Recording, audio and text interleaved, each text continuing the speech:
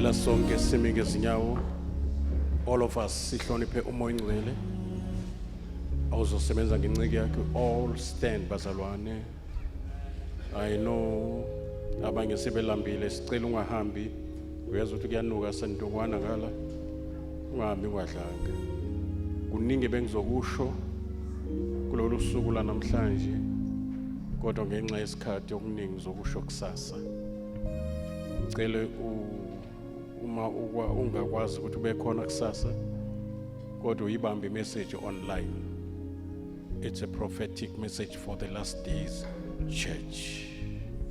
It directions siyaphi manje. Njengoba siyongena ku2025 uzokhumbula bamkomonde masiye eSt London bekuvama ukusuka kube khona direction moyingcwele asinika yona. Kwesikhathi iqale sisesebhasini indaba kuthandazwa prophet webhasini sifika eSt London sivutha amalanga sizothola imessage lapho esizophila ngayo unyaka wonke. Sithola idirection ukuthi uMongcwele ufuna sithini ngonyaka ozayo. I think it's very important if we claim to be led by the Spirit, guided by the Spirit, and especially in these perilous times. These times are dangerous. These days are evil. These days are coupling two seasons that were evil in the Old Testament. The days of Noah and the days of Lot are happening in one season. And the Satan sebenza ngayo, but praise God, when the enemy comes in like a flood, the Spirit of the Lord will raise up the standard against it. Amen. I'm not ashamed, bazalwane ukusho ukuthi uNkulunkulu by His grace has raised me and one of the men of God abavusayo, like Joshua's of the last days, that will take the church to rapture. Because anything can happen. And Jesus is coming for the church without spot and wrinkle. Holiness will be a demand in these days. Repentance will be a demand in these days. To be a prayer monger, a prayer warrior, a prayer addict. We need people that will be addicted in prayer. We will treat subject as ngasakhulunywe ebandleni. Sizozitreat as yavuswa because the judgment is beginning right now in the house of God. Okuningi zokhuluma kusasa bazalwane noku-appreciate ebengena enhlizweni ngizokhuluma kusasa to conserve time. Sinobaba wethu ngisuka kude nobamkomonde bazalwane ngisengumfana esihlohla eHammersdale noButhemba nosithandi siphuma itiki lapha nje kwamcoyi simisa khona sishumele kuma open air. Ngayizwa ngayo lento ukuthi akusiza ukuthi la kwiprogram yabantu abasha welcoming kune item ethi welcome. Kusho ukuthi lapho uma ngabe samukela kufanele samukelane sodwa thina youth yasenkonzweni kufanele samukele sibamemile nesibashumayizile basindiswa. Nkosi yami sa challengeka ngalokho saba nomoya even on Sunday kaqambi yangena inkonzo ngesonto sesinabantu esingena nabo. uNkulunkulu wasebenza kakhulu ngaye ozo wafika endaweni lokusishadisa nje bese shilima mahlaba. So siyamhlonipha kakhulu. Bengizokhuluma kakhulu nange AOG siyayowa iAOG esizalelwe kuyo sakhulela kuyo yasigruma yasifundisa ukuhlala kahle nabafazi bethu yasifundisa ukuhlala ngentombi kufuna intombi ihlala insizwa ihlala ngensizwa sasabamba ivangeli manje sikhafula lona sikwazi okunye mina ngikhulele evangelini ubaba umshumayele Assemblies of God for 41 years angiyazi enye into njoba nginika nje bazalwane base CKC nginika into engayidla. We owe iAOG bazalwane ngoba sile expect abafazi bethu kamnandi nje is because imfundiso zakhona.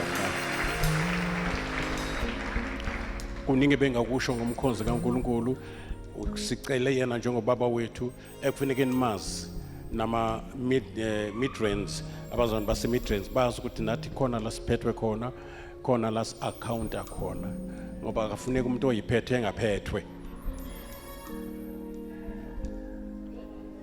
akufuneka umuntu ophethe kanti akaphethwa. Even uKristu unenhloko, inhloko kaKristu uyise. He's accountable to the Father. Uzo sinikele yena ukuthi ayivule official lendlu ukuba ibe yindlu. Ngizokhuluma futhi kusasa ukuthi umuncu lempulani ngalendlu. Yeah. Kuzokwenzakala na izogcwaliswa nje abantu mhlambe asebekade basindiswa basesikesi. Le ndawo it's a virgin soil. Le ndawo yamasima avuthiwe.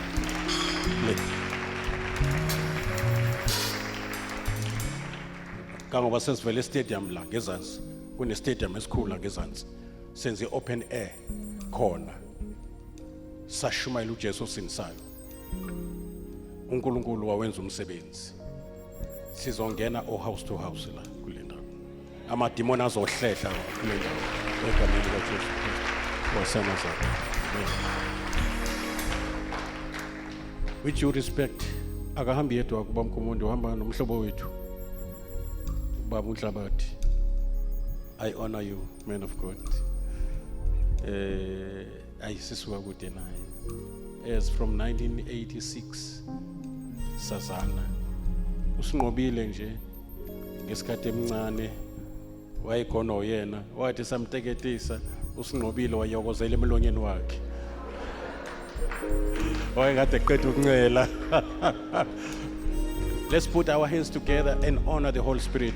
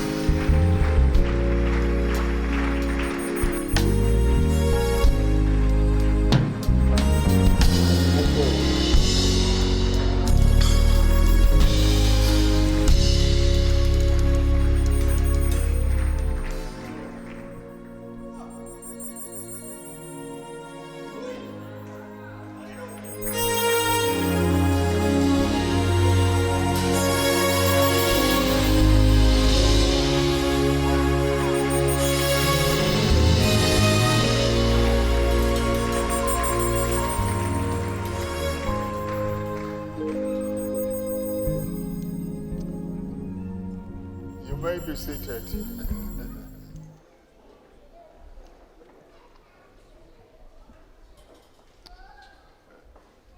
Yeah, it's nice to be here.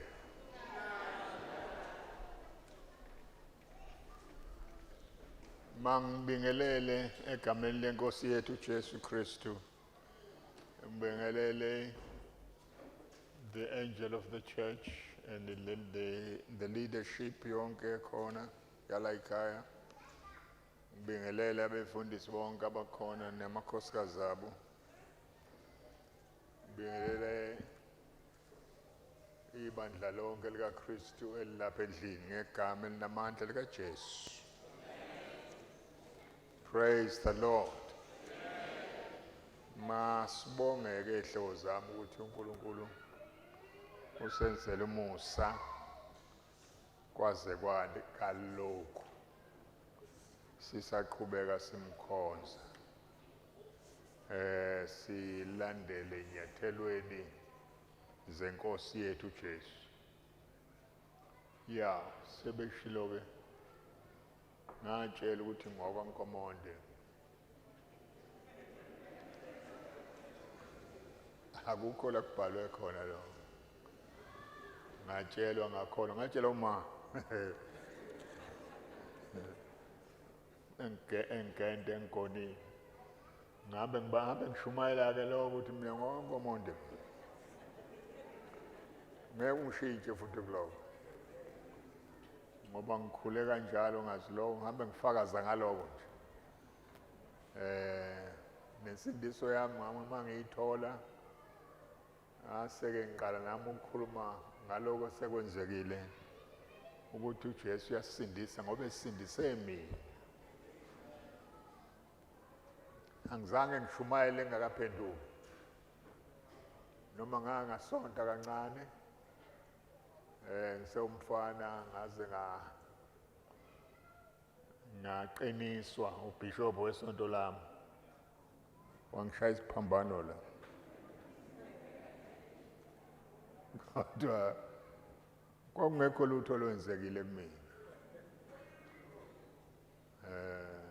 sasilandela nje kwaze kwafika usuku loba nami ngiyikhethele ukumlandela uJesu alibonge igama lenkosi ya asibongeke kakhulu uNkulunkulu usehambile nenceke yakhe nencekukazi yakhe kwaze kwala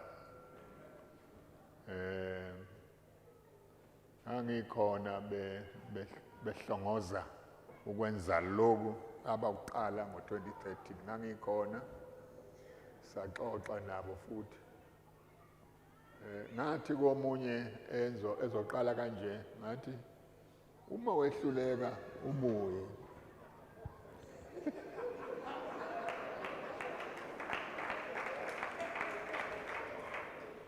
uma kubalikhuni kakhulu ubona ukuthi hayi emnyama phambili ayibonakala indlela come back home we are still your friends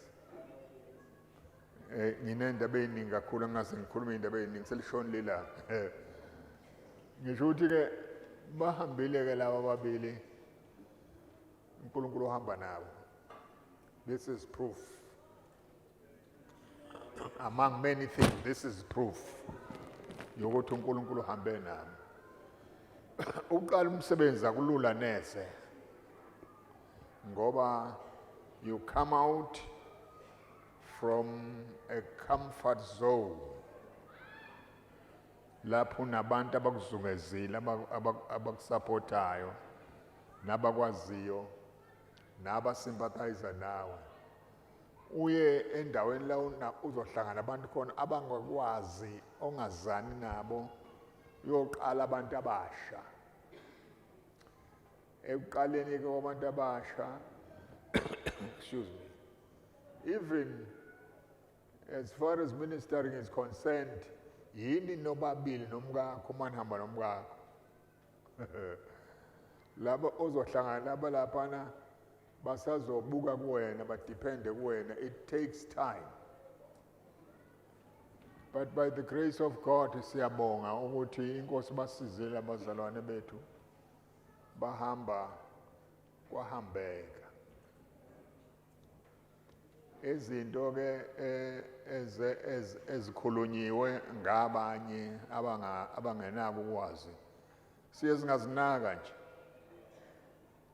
ungabanaka ma imoto imila zikhonkoti zinja inethi start nje zisuke zikhonkoti so ke ungeke uhlaselwe ngabantu ungenzi lutho bakuhlasela ngoba there's something you are doing and abayi understand ukuthi yini lento yenza siyabonga kakhulu ke ukuthi inkosi ibathwalile ke kwaze kwanamhlanje sesibona sebekhulile manje sebadala manje babe bancane ngalesikhatshana lesiphambili sebadala manje sebengasho ukuthi bengimusha sengimdala manje angizange ngibone uNkulunkulu inzalo yakhe yambicela ukudla emzini yabantu it is very true ukuthi uma sizwe uNkulunkulu ekhuluma nathi ethi asenze into that thing is going to happen definitely sure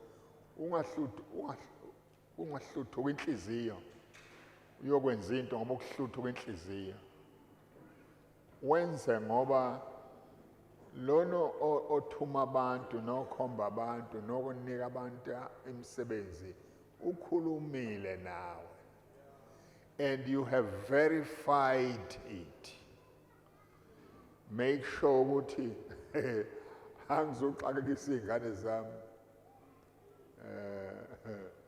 ngihambe ngehla ngenyuka nazo singenandawo neyokuhlala ngizama ukuthi ngithi ngomshumayeli uNkulunkulu akalambisi umuntu ngisho uNkulunkulu mina awu ungathi umhlaba nokugcwala kwawo konke kungokwakhe abesethi ngihambe ngiyoshumayela bese ngibulala ngendlala yakuyena ke loyo shilo akuyena ngeke akayenzi leyo nto ngoba uNkulunkulu othembekile. So ke siyabona abazali inkosi yababusisa bawenza umsebenzi uyabonakala. Nisalindele okunye futhi uNkulunkulu azokwenza ngoba we believe ukuthi lapha ekuthunyweni uNkulunkulu yabakhulisa abantu in their ministry. Baqala bekuzinga elithile and develop that baphase abanike another level yokusebenza basebenze ngendlela abangazange basebenze ngayo nabangazange bacabanga ukuthi bangasebenza ngayo. Siyabonga ukuthi uNkulunkulu uyakwenza lokho. By the way, ukuqaleka kweenkonzo eziningi nama ministries amaningi akonti ibandla seliliningi. There's still one church. Ithina abantu nje esihlushwa ngamagama amasonto ethu bese sicabanga ukuthi ke yithi ukwanda kwabazalwane abashumayela ivangeli kuyisimo sokuthi uNkulunkulu insimi yakhe inkulu ufuna i-field lena to be fully covered ngabashumayeli abashumayela into eqondileyo. Ngaphandle kwalabo ke abanye abashumayela okunye ke hayi angizokusho ukuthi yini abashumayela okunye ungahambisani nokusizakala kwabantu. Kodwa nje uNkulunkulu akenze iphutha. You study from ekuqaleni lapha uqala neReformation uqala oMartin Luther nabanye abaqala inkonzo lezi esezifikela kwathiwa the Church of England in South Africa.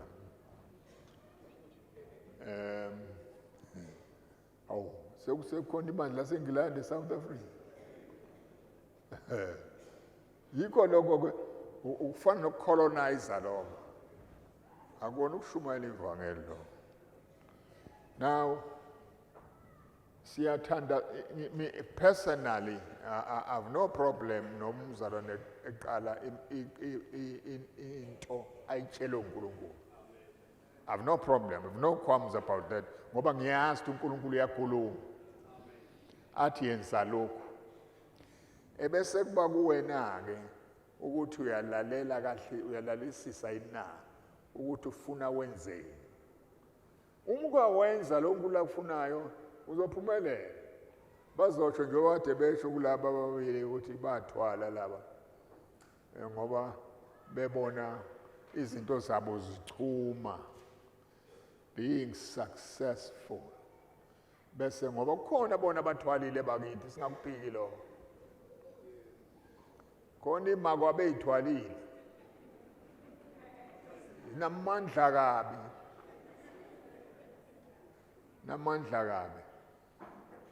Kubonakala later on seyiqhuma ngoba ilwane lezibohamba nazo zibuye zikuphoxa zobuye zivele.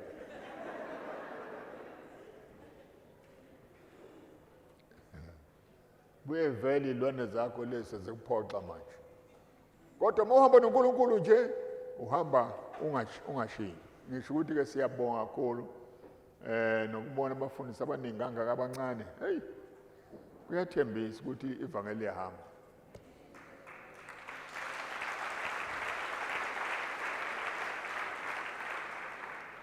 Kumnandi ukubabona beshumayela ivangeli. Into efuna inkosi isisiza kuyo ukuthi sazi ukuthi ubani lo nosithumile, sazane naye. Alright, ake ngifunde ivesi engizothi fahla ngalo ngindedele engishumayo.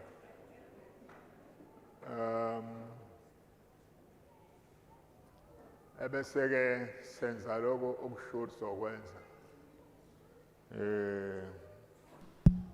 to dedicate this house to the Lord. Indaba yami ayinde imfushane kodwa ibalulekile kakhulu kithina sonke, kakhulu thina esishumayelayo. Kulamazwi lapha asencwadini yezenzo. Excuse me. Incwadi yezenzo. Ngiyofunda amavesi ambalwa. Elokuqala ivesi ezenzweni Luke chapter 4. Elokuqala ivesi ezenzweni Luke chapter 4. Verse 33. Abese kulandela elilaphana ku chapter 11 verses 22 no 23. Ebese ke siya ku chapter 14 verse 26. Mawufunda la ku chapter 4 chapter esezansi leyo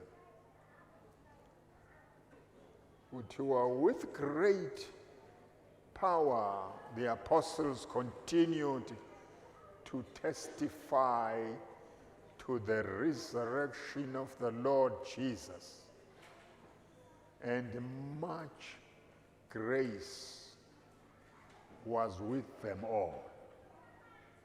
Much grace was with them all.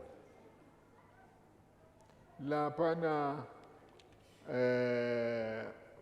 11, chapter 11, verse 22, no 23. Kufundeka kanje.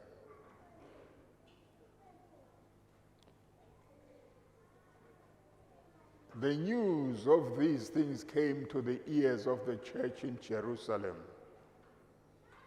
and they sent out Barnabas to go as far as Antioch. When he came and had seen the grace of God, he was glad and encouraged them all that which with purpose of heart they should continue with the Lord. Verse 23. Lo verse 23, for he was a good man, full of the Holy Spirit and of faith, and a great many people were added to the Lord. Laphana ku chapter 14 verse 26. Kukhona lamazwi afundeka kanje. Kukhulunywa ngoPaulos ke lapho. From Atalia they sailed back to Antioch, where they had been committed to the grace of God for the work they had now completed. Umsebenzi abasebewenzile wokuntrodusa abezizwe evangelini. Baba wethu ongcwele, siyalibonga izwi lakho. Ngameni kaJesu seNazaretha siyacela ukuthi umoya wakho embule okuthize lapha uzosisiza ukwenzela uma sihlukana kulomhlangano sibe nezinto esizibambileyo sazibambisisa ezivela enhlizweni yakho. Siyabonga Nkosi ngalomsebenzi omuhle owenzayo mthandazo wethu baba qhubeka ukwenza lo msebenzi ngoba wenzelwa udumo lwegama lakho. Sibusiseke Nkosi ngalo mzuzwana egameni lika Jesu Nkosi yethu. Amen. Ya, ngizindla ngithandaza ukuthi ngizofike ngithini lapha kulomcimbi obaleka ngoko, very important occasion. Na kwavuka le ndaba ela kulamavesi, indaba ye grace. Abantu abaningi phakathi kwethu indaba ye grace abayi understand kahle. I grace empilweni yabantu abakholwa is very critical. Now mawufunda labazali laba abase Antioch, kuthiwa mabe khulula labazana ababili uBarnabas noSaul, beba khulula beya ku missionary journey yabo,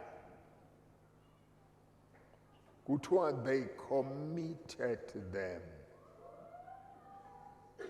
to the grace of God for the work they had now completed. Banomsebenzi abawenza, abazange babanikele kubantu abathile, but they gave them, they committed them, babanikela into the grace of God. Bandla Antioch understood indaba ye grace.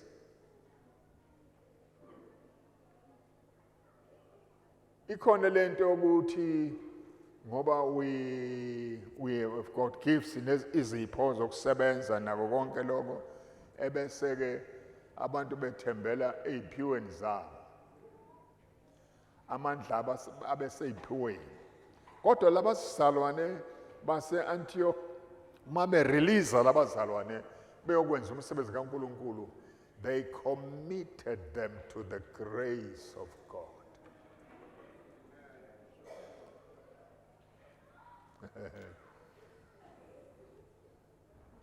I-grace ime kabili. It's the unmerited favor esenzelwa singafanele, number one. Bese kuthiwa ke sibonelelwe sihawukelwe uNkulunkulu. Sanikezwe into ebesingayicelanga ebesingayifanele. Ingxenye leyo ye grace asivamile ukudlulela kule second side of the grace of God, the enabling power.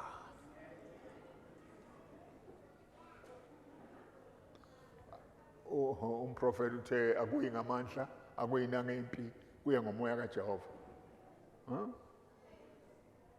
Khona lapho where the Spirit is, there's the enabling. Ukunikwa amandla, i-grace. Angangizibazwa ngizwa abantu bakithi. Akufanele ukukhulunywa nge-grace. Sikhuluma ngezinye izinto zonke ezinye, kodwa i-grace asikhuluma hayi. Ipaul mhlawumbe azathi ningawamukelelize umsa kaNkulunkulu and abuse the grace of God. Ngoba thina sisindisiwe ngomsa and then we abuse i-grace. Bese si-behavior noma kanjani. No. Lenda uPaulo sekhuluma lapha kuTitus chapter 2:14 uthi the grace of God is manifested to all people. Yembuli. Le grace lena iyafundisa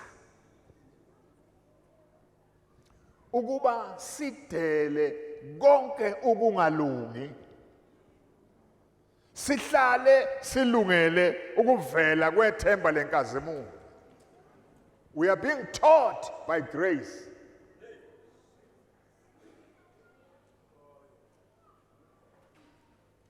There are ministries, there are gifts, and a variety of them, ziningi, which are manifested for the good of everybody.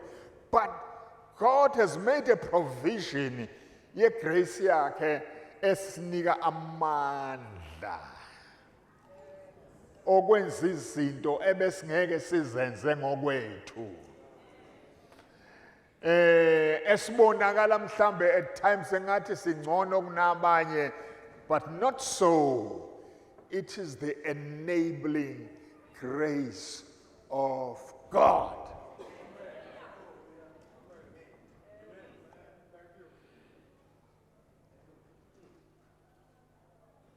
Bazalobam, we need a lot of grace. Yobashumayela nje. Amen. Ngoba noma ungaba nesiphiwo kodwa uma ungenayo grace hayi uyafohloza nje abantu. Uyabakapa nje abantu bakape ngamavesi. Abantu baphuma beney'ngozi enkonzweni. Ngale ivesi leli, because awunayo igrace. Athi ngishumayela ngisengumfana.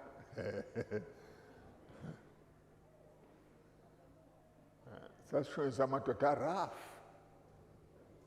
Athi ngishumayela umfana ku-cottage meeting. Shaya. Abangakhala abantu bakaNkulunkulu kangaka. Abakhali ngoba bephenduka. Abangakhala. Khona abantu abakhala bengaphenduki bezobuhlungu.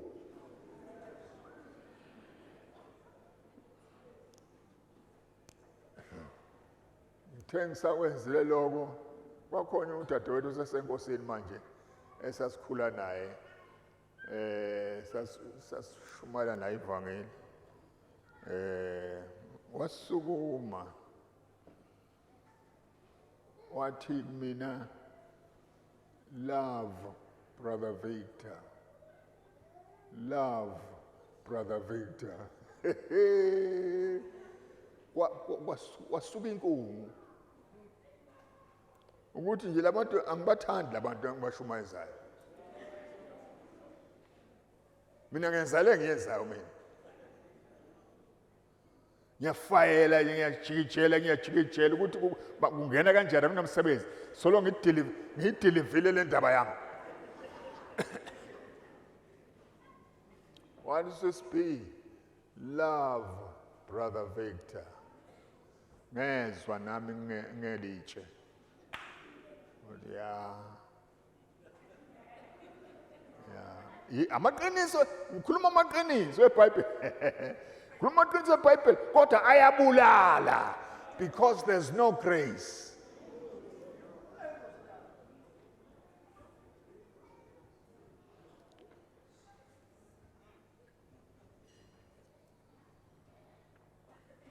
Uthiwa ke lo musa lona ubonakele kubantu bonke. Uyasifundisa uba sidele ukona. Sihlale silungele ukuvela kwethemba lenkazimulo. uJesu Kristu ozobuya masinyana ibandla lakhe. Ngiba kushunyelwa ngaye nje ngomhlanje. Now, le enabling grace kaNkulunkulu bazalwane bami abathandekayo.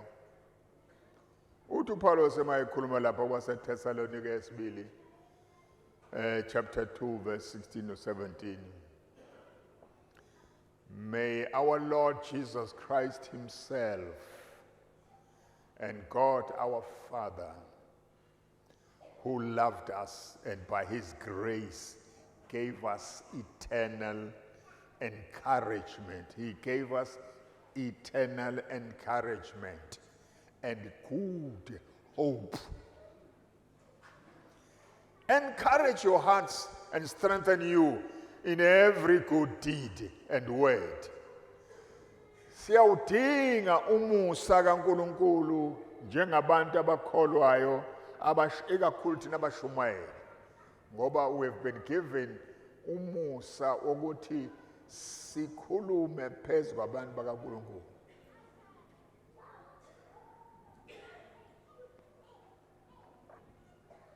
Sibadlulisele indaba yensindiso ngendlela athi mayizwa akwazi ukusizakala.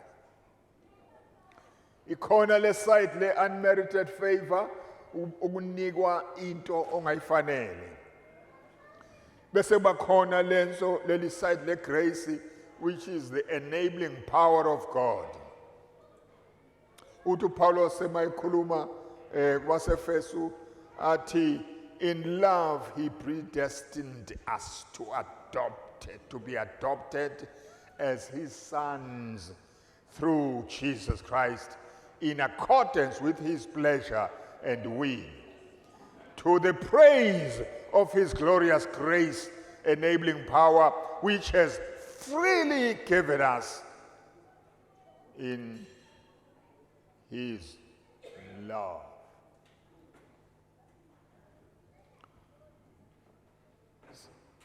If freely given njena senzela umusa omangalisayo. Kukhona la uJesu ethi njoba ninikiwe ngesihle yenzani njani nani, dlulisani ngesihle ndlulisele kwabanye abantu. Ukwenzela bangani ngashumayela ukushona ilanga. Uthi uPetro encwadini yakhe esibili chapter 3 verse 18, grow in the grace and knowledge of our Lord and Savior Jesus Christ. Abakhulu abantu emseni.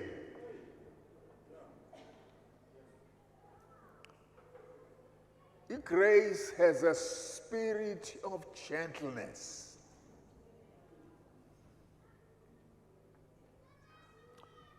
Abafarisi laba nababhali babamba inkosikazi ngathi bayibambe yodwa bayiletha kuJesu bathi lo simbambe oqotsheni. Wathi uMoses asomkhanda ngamatshe. Uthini wena?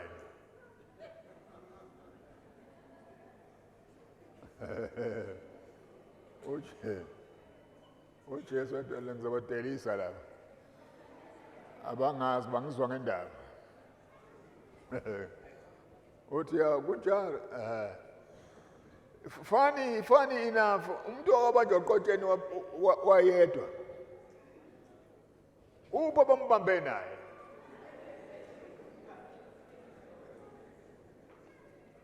Wonke amadoda lana akhohlakele. Akhohlakele amadoda. Very selfish. Uthi uJesu all right madoda kulungileke nami ngisho njalo njengoMoses. Kodwa ungayenzi lento eyenziwe le nkosikazi, akaqaleka ashaye ngetshe lokuqala. Ungayenzi nje lento la phakathi wena. Akaqala washona phansi. Kwahamba kwazohamba even the youngest of them uthe phakama kwangasekho umuntu. uJesu uze uzosenzela umusa. Abantu befuna sibulawe sikhandwe ngamatshe. uJesu weza uthi uma na sebefikile sebekuhlulele athi qala nina qala nibonise ukuthi anikwenzi lokho. Amacala athethwa abantu awamahle ngoba ba-biased. Uthi kuJesu kusho mina akusho ivesi. Uthi uyabona labantu laba baza kubulala mntanami. Baza kubulala mntana laba uyabona igebengu lesi. Suka la ungaphindi uyenze into oyenzile. Hamba. Ngoba abakulahlile sebebalekile abagwebile na uthi hamba ekhaya ungaphindi uyenze. Ubonile ukuthi lento le izokubangela ukufa masinyane.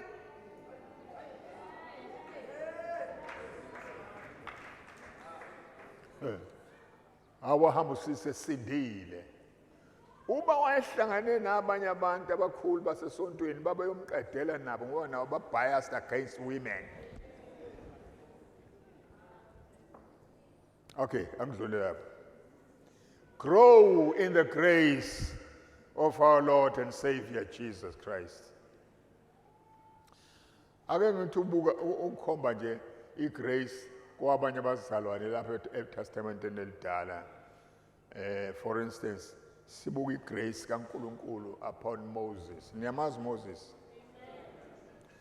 uMoses wayezalwa uJokobed. Wafihla emhlangeni laphana uNkulunkulu wenza umusa uba angabulawa nabantwana babafana. Wakhula wamdala. uNkulunkulu kusenze njena ke mase esekhulile. Uthi uNkulunkulu laphana ku chapter 3 no chapter 4 angisazofunda. Umyaleza ukuthi ahambe ayokhipha abantwana bakaIsrayeli eGibhithe. Niyakhumbula? Ebakhipha phi? Ngaleso sikhathi iGibhithe isizwe esikhohlakele ngendlela emangalisayo nenkosi yakhona, that satanic leader uFaro, aziwa in the known world ukuthi ukhohlakele kangakanani. uNkulunkulu kuthi uMoses ukuthi ake ukhipha abantwana bakaIsrayeli kuleyo ndoda enjalo. uMoses unetwetwe ke njengabantu bonke. He has got some fears njengomuntu. Like, by the way, akekho umuntu osetshenziswa uNkulunkulu ngoba perfect. Good morning.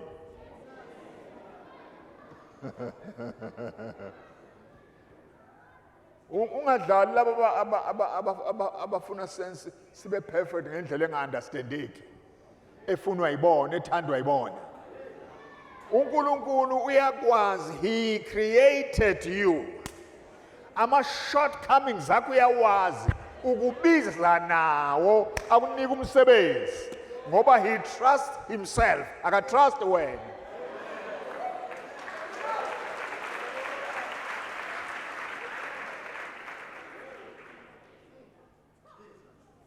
uMoses ke uthi, who am I? Uthi ngeke bakholwe yimina mangifika laphana. Angikwazi nokukhuluma, I'm not eloquent, ngiyangingiza wayenamalimi. Nkosi thumela omnye umuntu.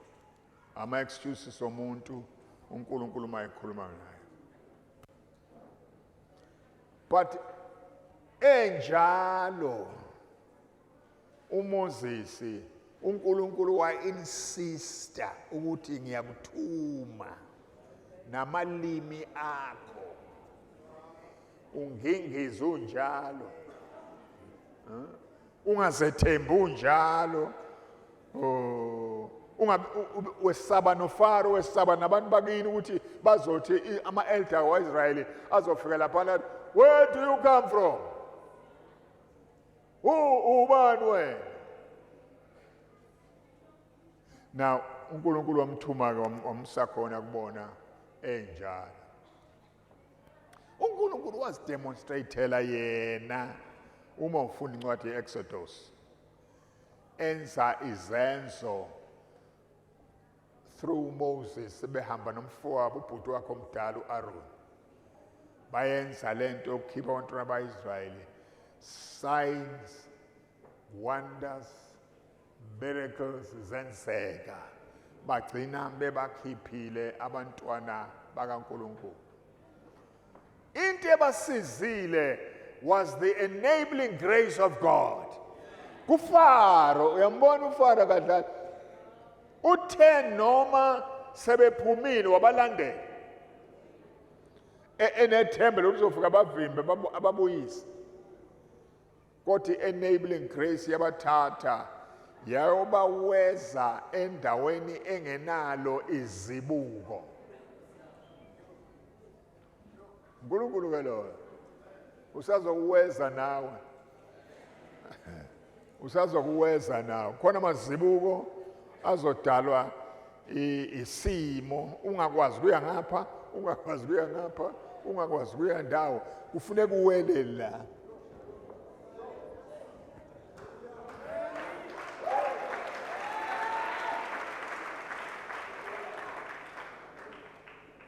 to prove ukuthi uhamba nawe baqonda khona emanzini emaningi enjalo basebenzisa izinto abanazo zemihla ngemihla like a stick uyakuzwa lo ngoba uNkulunkulu akazosebenzisa into ezingekho emhlabeni sezwana usebenza ngazo lezi zinto ezinazo induku kaMoses kwayiyona abavula ngayo amanzi bawela God enabled after all laphana umbhalo ukhuluma ngokuthi abantu abakhipha uIsrael eGibhithe uMoses noAaroni noMiriam akavamisa ukuvama uvela uMiriam itrio yakwaJokobethe yayikhona lapho sister Miriam was there as a leader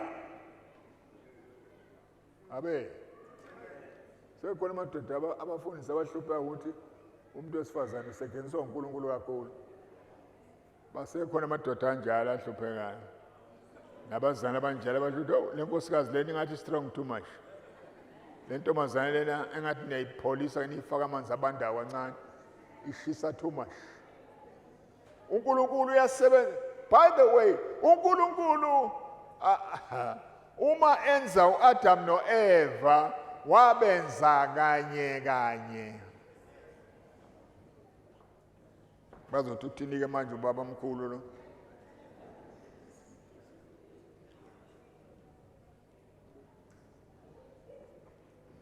ngesikhathi edala uAdam uEva wamfaka kuAdam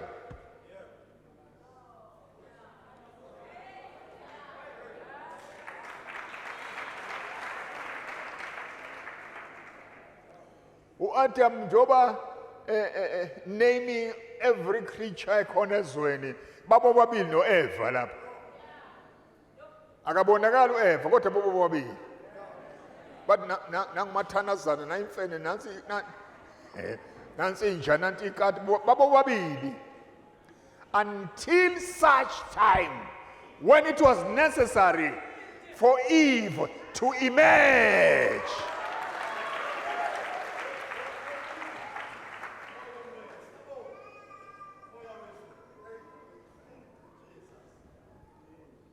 Sihluke bashumayela abahlubayo niyabona ibandla uma lingabuyisela kuloko okwakhiwe uNkulunkulu ekuqaleni ukuthi he created man both male and female ubabathi have dominion hayi indoda ibe ne dominion both of them babuse kanye kanye hayi indoda yakwaZulu nemXhosa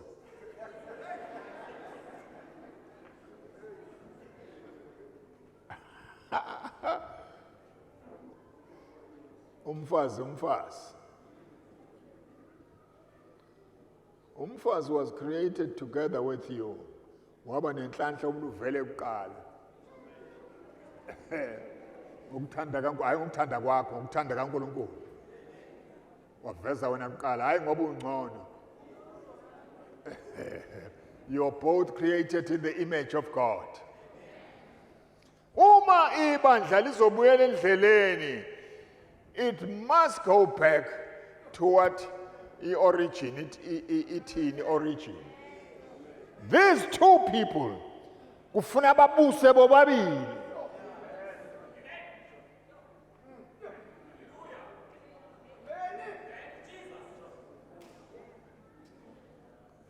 indoda engabusi nomkayo ivamisa into zazo zingalungi imane yonakalelwa izinto zawo zonakala nje. After all umbhalo ubowushilo wathi uhlalani kahle nomkeni sebenzise lokho. Don't use emotions, sebenzisa labafana. Don't be too emotional. Sebenzisa labafana laba. Ngithi mangikhuluma nabafana abafana ba uma ungakwazi ukucabanga kufanele ungashadi.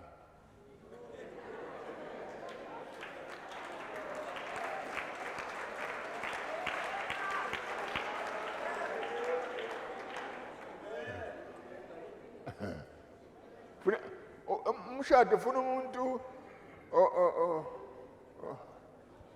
level lapha ekhanda okwazi ukucabanga, okwazi ukuzibona izinto abese esetha izinto zakhe ngendlela efaneleyo ukuze ahlale kahle nentombazane yabantu ayilanda kuwo wathi uyayithanda.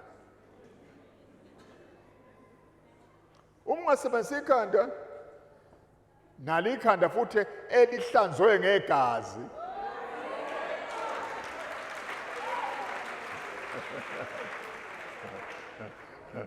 manje ngahlanzwa ngegazi liyagqapha liyabila.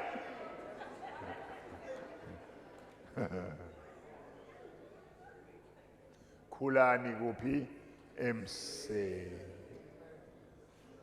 Uthi-ke uMoses-ke mayephumelela kule mission yakhe, it was the grace of God eyenza uMoses umuntu owabulala umuntu wamgqiba ehlabathini ethi wenza inkonzo yena. Ningi inkonzo ezenziwa abashumayeli.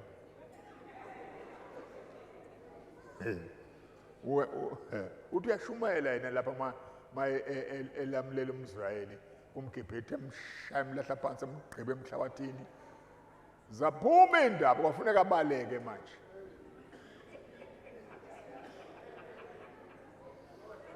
Okay, ngizoqeda. Ngingakhuluma nangabanye abazalwane lapha igrace kaNkulunkulu eyabona la kubona bengaqualify nabo bezazi ukuthi abaqualify. Abanye bakhala ngokuthi I'm from a poor family. Yabuzwa lo. I'm from nowhere. Angithi excuse me, ingane etholelwe ekhaya kuthiwa umlanjwana. Niyasazi leso sizwe? Ayinamlando. No history. Ngisho ingane etholelwe ekhaya. Namhlanje izwe ligcwele bona. Abantu abangena history. Kodwa uNkulunkulu uma enikwa ithuba yilo muntu ongena history uyamlungisela ihistory yakhe.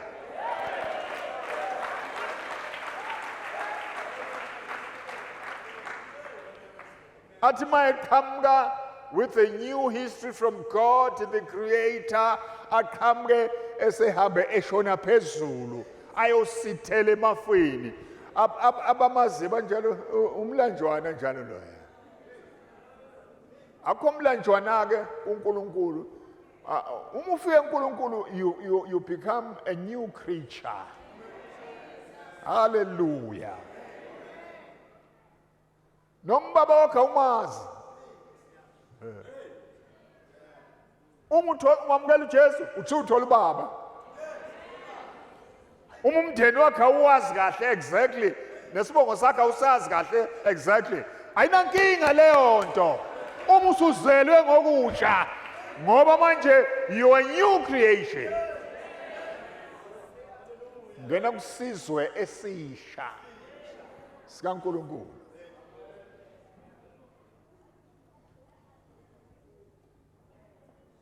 Ubalekile ke lokhu ukubambisisa ukuthi uNkulunkulu masifika kuyena izinto ziyashintsha zonke. Yikho ke lokhu bazalwane indaba yebandla ibalekile ngoba ibandla liqoqa zonke inhlobo zabantu. Okay? Ya, into basuke balibala ukusontisa nje. Balibala ukusontisa nje. Benza imithethwane nama rules na yonke into ukuthi bazophathwa kanjani abantu. Hayibo. Labafana laba nalamantombazane angenakhaya afumene ikhaya ebandleni. Afumene abazali obaba nomama nodadewabo nabafowabo. This is God's family. Abantu bonke mabefika lapha abazwele besekhaya. Angabikho zwele ukuthi hayi mina vesi kakade ngihluphekile. No. Ibandla lifuna lekufunde lokho. Ngenxa yegrace kaNkulunkulu. Angigcineke ngoPaulos. Grace in the life of the Apostle Paul. Izenzo 15 izenzo 15:40. Ukhona amazwi lapho ngifuna ukuquote nje bese ngiyadlula. Izenzo 15:40. Umfo waseThasu. Lalela lokhu ke okukhulunywa la. But Paul chose Silas and departed, being commended by the brethren to the grace of God. Bahamba nobani manje? No Silas. Abasahambi nobani? No Barnaba. Abazalwane babanikela emseni kaNkulunkulu. Uba bahambe bayokwenza umsebenzi kaNkulunkulu endaweni lapho ngakafiki khona ivangeli. They were commended to the grace of God. Ziningi lezinto esizenzayo uma abantu bezongena emsebenzini kaNkulunkulu. Kodwa angizwa le yokuthi bathiwe commend, banikelwe emseni kaNkulunkulu. Ngoba impumelelo yabo phambili abeyakhona will depend on how much grace do they have from the Lord. Ukunqoba kwabo will depend on the grace ephezu kwabo. Bafuneka mabephuma abantu bayoshumayela ivangeli baphume bembozwe igrace kaNkulunkulu. Spirit of grace ibagcwalisile nabo ukuze ke noma bayasetshenziswa uNkulunkulu bangabi nakho ukuthi bakhukhumale. Amen. uPaulos ke niyakhumbula ukuthi wakwathandaza lapha ethandazela infirmity ekhona emzimbeni wakhe. Niyakhumbula wathandaza waze waphindelela ekuphindeleleni kwakhe impendulo evela kuSomandla ithi, don't worry about this. This is a minor thing. My grace is sufficient for you. Akuze uphazamisa lokho uma wena uzohlala kwigrace. Le challenge onayo ayizukuvala ubungabi lento ekufuna ube yona. Namanje kwaba njani? He was never prevented from fulfilling the mission yakhe because he had that problem, infirmity. But wayehlushwa namehlo uPaulos. Khona incwadi lapho ebhalelwa ngabanye khona. Akubekhona incwadi lapho ebhala khona athi ke mina lo bhale lapha ngibona ngesandla sami esikhulu. You see? Now, imhlupha, that thing did not prevent him uba abe one of those abazalwane abasetshenziswa uNkulunkulu eTestamenteni Elisha ngendlela emangalisayo. Uma ekhuluma uPaulos uthi bazalwane bami ni understand lokuthi noma ngibonakala esengathi ngisetshenziswe kakhulu kunabafowethu akumina. It is the grace of God.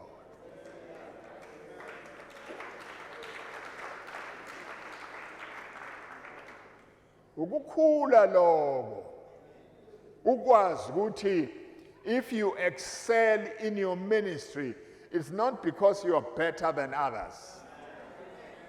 You have a lot of grace ekukhavile, ekuthwele, ekombozile.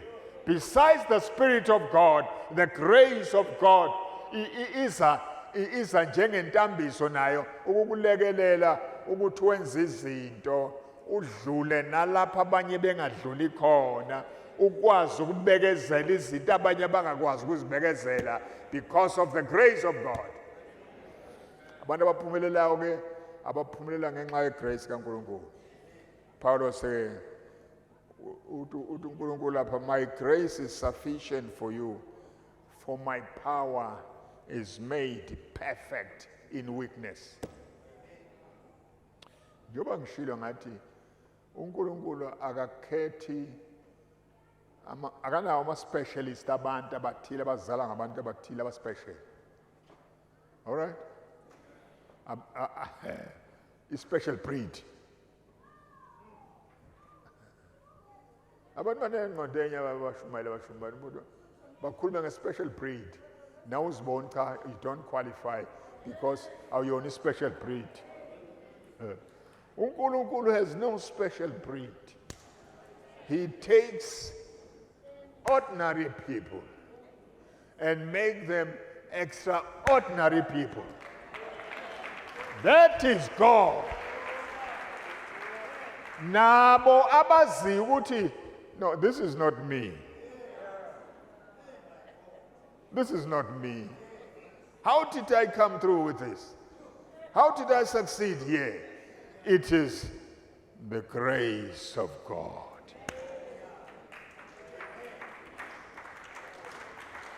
So njalo ke uNkulunkulu kuPaulos uthi my grace is sufficient for you. For my power is made in weakness. Uzathi mayikhuluma uPaulos eBakorinto yokuqala lapha ningakhohlwa abazalwane ukuthi la phakathi kwenu ababaningi abazalwa zikhulu, if that helps.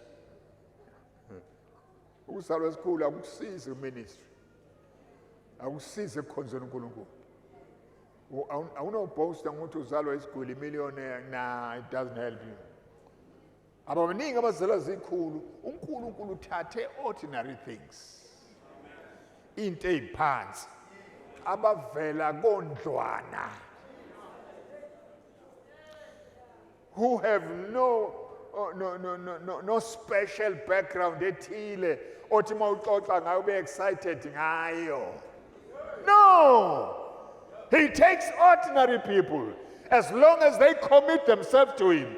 Bayinikele, but I'm the clay, you are the potter. Make me and mold me after your will. Lo hlobo ke oluphumelelayo. Angcine ngokuthi ke two important promises esiwathole eBhayibhelini lapha. Gcine ngawo nje. Inde le ndaba yami ngizoyinqamula manje. Two important promises. Eyokuqala siyithola kuMahebheru chapter 4 verse 14, 4:16. Let us approach the throne of grace with confidence. Says one. Nesibindi. Singesabi. Even if we see ourselves unworthy But when we come before the throne of grace, let's come boldly, with confidence, so that we may receive mercy and find grace. The grace that will enable us to help us in our time of need. Ngesikhathi sethu sezidingo ezithile, udinga amandla, udinga impumelelo, udinga ukunqoba, you need to draw nigh to the throne of grace. Says what? Mawuza esihlanu somsa uzawazi ukuthi awunalutho olungcono. Awuphethe lutho ongagabisa ngako. Akho lutho oliphethe ungathi mina ngenze uNkosi umbonile ngenze lo ngenze uzungaphethe lutho.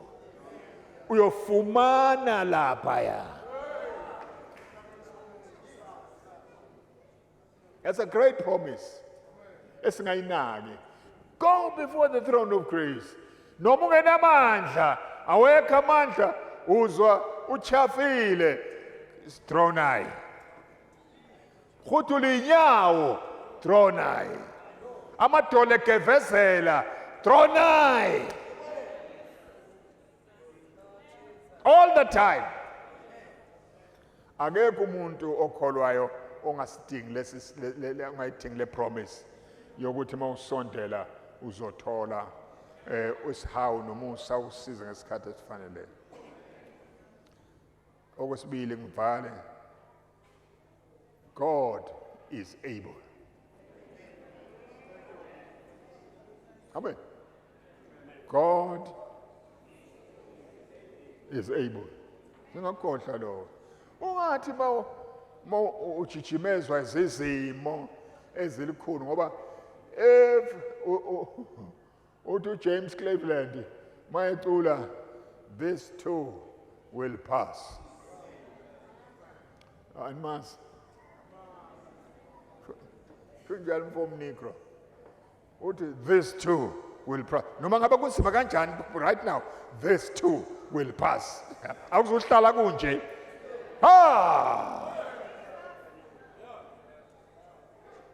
Glory to Jesus. This too is going to pass. Njengokunye okwafika kwenzenjani kwadlula. Because our God is able.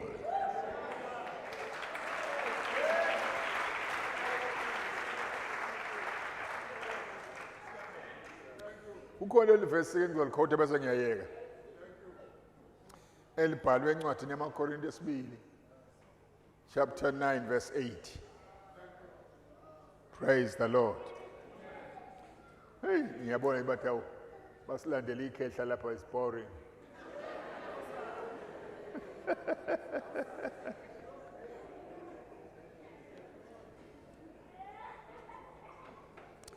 Leli verse ka 8. 2 Corinthians chapter 9 verse 8. Lithi. And God is able to do what? To make all grace abound. Hayi man. Li underline lapha eBhayibhelini lakho. Lidwebe. Our God is able to make all grace abound to you. Yes, to me. When uti to me, ungathi to ungakhombe lapho. Personify leli verse liyathatha libe ngelakho. Engathi sishumayeza abantu abasibashumayeza singathi sithi manje singabusathi uthi God so loved the world. Uthi God so loved mandla. God so loved mandla that he gave his only begotten son, that mandla should be saved. Personalize manje libe ngelakho lithathe. Sulkhomba le ikhombela. Any promise in the Bible, suyikhomba le ikhombela.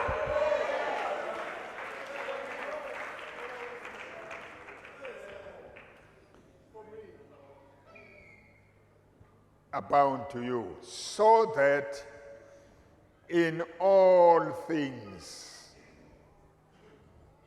at all times, so that in all things, at all times, having all that you need, you will abound in every good work. Ukuze umuntu achume ezintweni zonke nasemsebenzini emihle, we need the grace of God.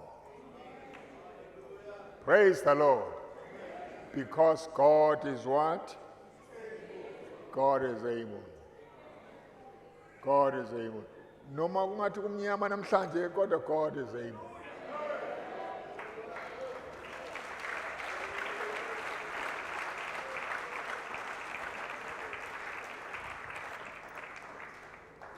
Thank you.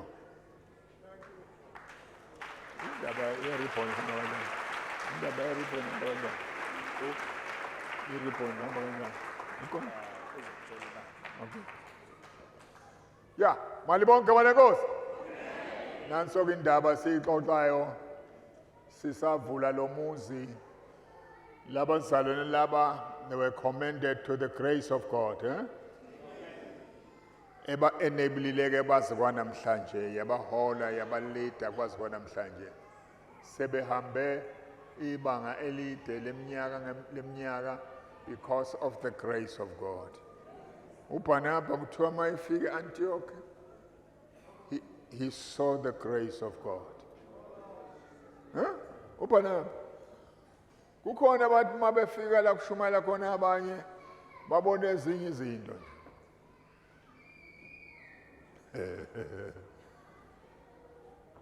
This is the grace of God. This is the grace of God. Ukuthi abantu beqeda nje ukurojwa uNkulunkulu abuyise izinto zabo. This is the grace of God. Kwakheka indawo enkulu kangaka. This is the grace of God. Kube khona abantu abazinikelile endaweni entsha. This is the grace of God. Kusazongena abanye abantu abaningi la bezozinikela kuJesu, and God is going to do great works here because of his wonderful grace. Khona ingoma esasiyihlabelela ethi wonderful grace of Jesus, greater than all my sins. How shall my tongue describe it? Where shall its praise begin? Taking away my burden, setting my spirit free, for the wonderful grace of Jesus reaches me too. Nabanye bakufumene umusa, nami I'm blessed ukuthi umusa kaNkulunkulu wangivelela ngengumfana. Ngangino 19 years. Njengoba sengihamba ngisindwa amadolo nje.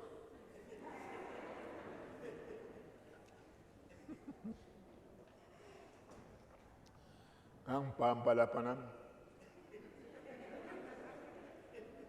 Wafika uJesu. Praise the Lord.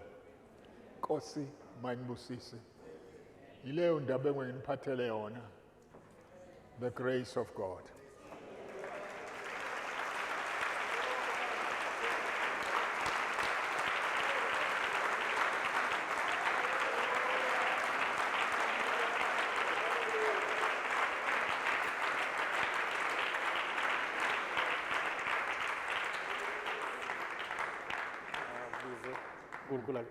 Thank you, Baba. Thank you, Baba.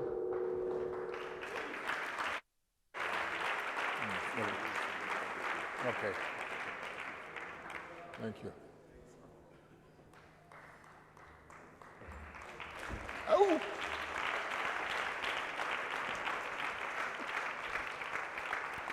Thank you.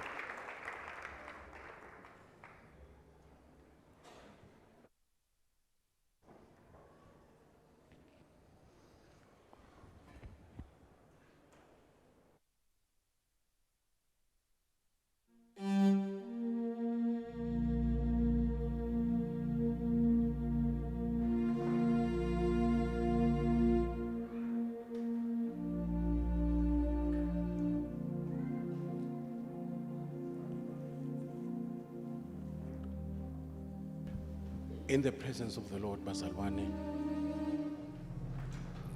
that has been ignited by the message of today. uNkulunkulu wakhuluma this thing right in the nick of time. We need to grow in grace. These two tools that God used when he came down on earth to save sinners. The Bible says he was full of grace and truth. Umthetho uze ngomusa, kodwa umusa neqiniso kwenza ngoJesu Kristu. We are all the product of his grace, Bazalwane. By grace we are saved through the conduit of faith. But it is the grace that is stronger than the law, to the point where we should not allow sin to reign over our lives, because we are not under the law, but we are under the grace of God. Thank you, Baba. Thank you so much. I think you are a person efuneka sikhulume njengoJoshua ukuthi ilanga lokuphila kwakho alime ngoba uphethe izinto zethu.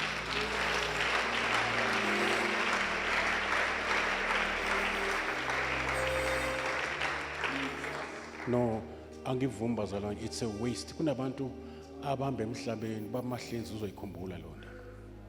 Kunabantu abahamba ngafanele, abasebe library, abesebe umtapo wolwazi.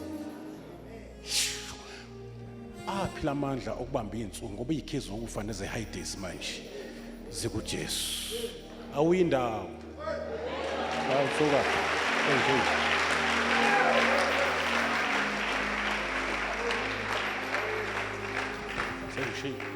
Uphethe message yebandla.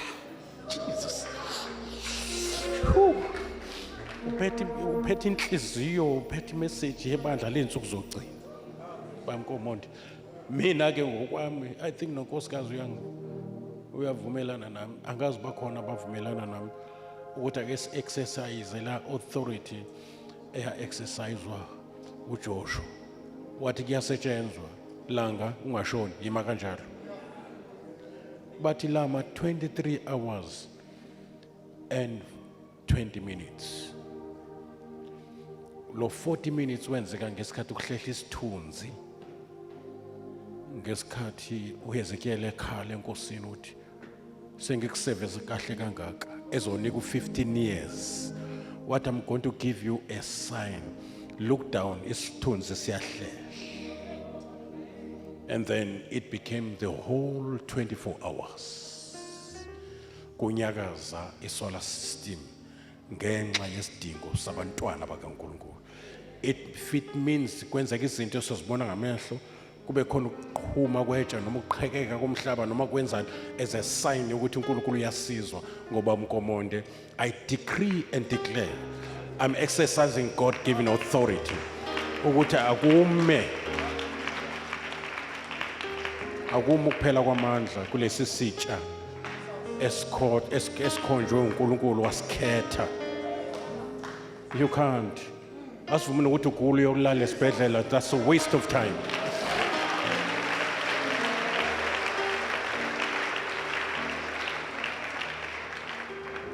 We need you, men of God. Mina ngokwami ke ngiyakudinga nje. Because I'm ever learning. Namanje le message inendawo engena kuyo. Iumjovo, ngijovekile. Ya, umuntu okhula emseni akaphakami. Umuntu okhula emseni uyezibona ukuthi it's all by grace. So that no flesh can boast. Jesus. Can I see people who says, Lord, I need to grow in this grace. I want to be commended in this grace. May the grace of God be sufficient for me in times like this. These evil days, Noah's days, Lot's days, days that are dangerous with perplexities and our day, oh my God. Lithi iBhayibheli lapho usono sisiningi khona insela yasona iningi nensipho yegrace iba abound. Lithi iBhayibheli asibe zicebu when it comes to grace. We must abound in grace so that we can abound in good works. Singabi rich financial, singabi rich la emalini kanti sipoor spiritual, sipoor with grace. We are missing out. That is why we have abazalwane who are bitter. Bitterness is another way of missing the grace of God. Unforgiveness, refusing ukuthi uThixo akwehlule, akweyise uThixo. Hallelujah. Uwele phezu kwetshe, lingaweli phezu kwakho. Kunzima nokuthi baxola abazalwane babhida kudlula idakwa sishana manje bese ziyaxolelana sigezana amanxeba idakwa abazalwane kuphela inyanga nenyanga baze bakutshele nezingane zabo angifuna ukudlala nengane yakwasibanibani bawile emseni. Before you fall into sin, you fall from grace, then you fall into sin. We need this more than money, bazalwane. In fact, the Holy Spirit is the spirit of grace. Even giving is the give. It's grace giving. Even the gifts of the Spirit, they are defiable. They are grace gifts. You see, grace gifts. You miss out quick grace. You are full of yourself. Grace you empty.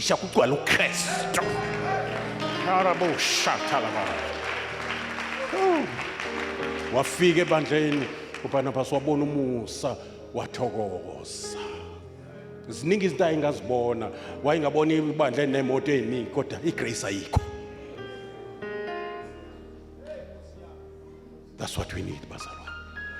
This is the message esicrossa ngayo to 2025. I believe with all my heart.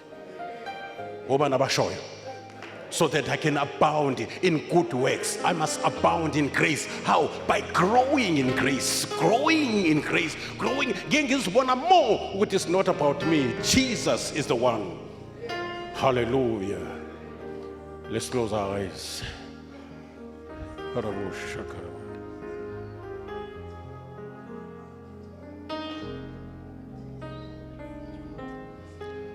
With due respect, Bamkomon, we need your prayer.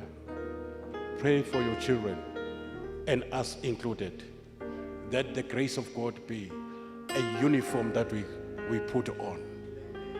Kuthiwa abantu bonibona ngalento ukuthi ngabafundi bami hayi nge-uniform kodwa ngokuthi nithandane. And it takes the grace of God to love even your neighbor. It takes the grace of God. So exercise of apostolic mental men of God and decree a thing. Amapostoli banjengama angazi ngayibeka kanjani lento bane power of attorney into abayikhulumayo iyanamathela. They can change direction emabandleni, history yebandla by the word of an apostle. That is why the bandla they continued steadfastly in the apostles' doctrine. Mase bekhulumile sekufuneka ihanjwe lapho bekhulume khona and izokwenzeka and izohlehla yonke into. Hallelujah. Nomsathane beplaneni ngomthandazo wencika uNkulunkulu phezukwezwi eselishula, then our lives will never be the same again. Over to you, man of God. Glory to Jesus.